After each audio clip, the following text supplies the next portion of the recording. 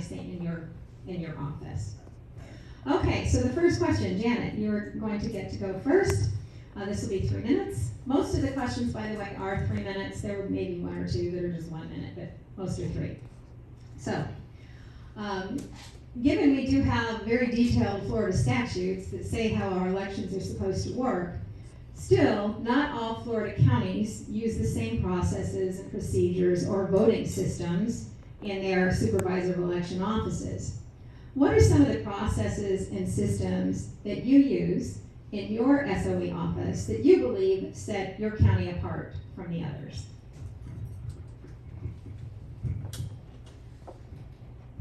Great question. So, one of the things that I did when I came in was look for ways to have process improvements.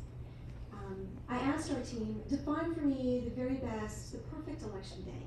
And they said, oh, there's never a perfect election day. I'm like, but if we did, what would it look like? And so we've defined the perfect election day. We've created divide and conquer approaches. We call them, we have election rhythms, where each day we sort of set benchmarks as to where we should be in the day based on where we are in that phase of the election. So we've done things like that. We have implemented early voting couriers. It used to be our staff would go from our office all the way, Daisy, to the early voting sites. And we'd end up working until like 9 o'clock at night.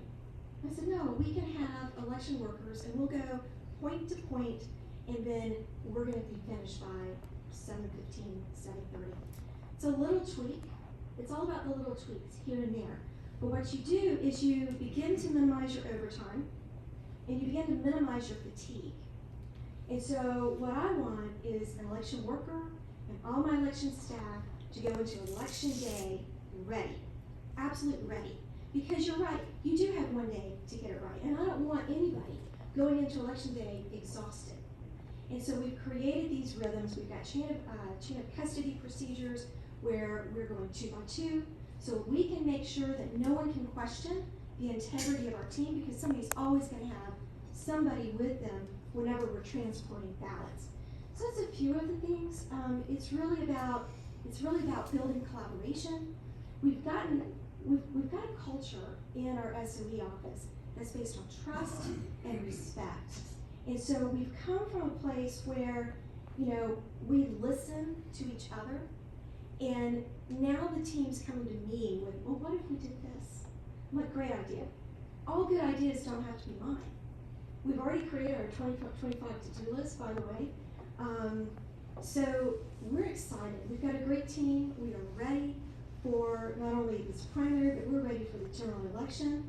57 days to go for this primary. The election will be 77 days after that. So can't say enough good things about our team.